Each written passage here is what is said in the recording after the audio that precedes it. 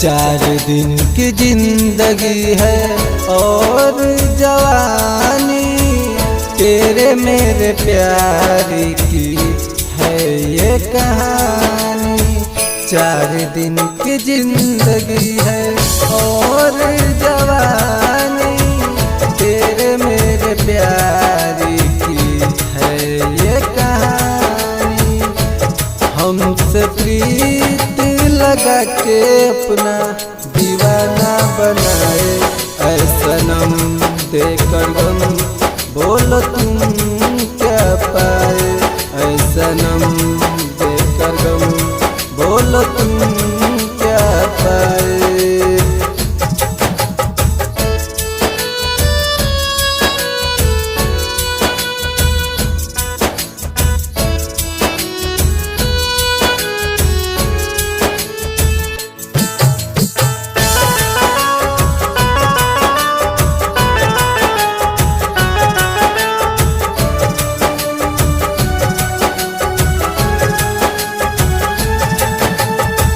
प्यार तूने किया कसम धरा कर, भूल गए तुम दूसरे को पाकर।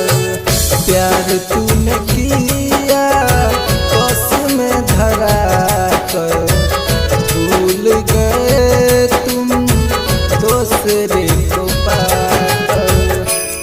याद हर पल जान तेरा हमको सताए, ऐ सनम देकर गम बोल तुम क्या पाए, ऐ सनम देकर गम बोल तुम क्या पाए।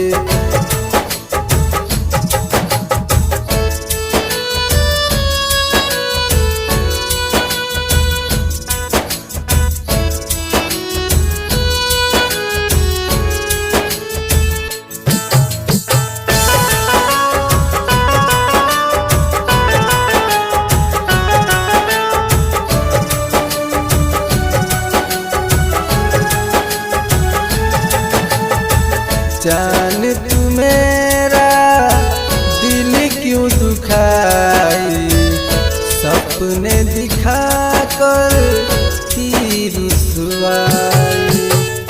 जान तू मेरा दिल क्यों दुखाई, सपने दिखा कर की रुसवाई।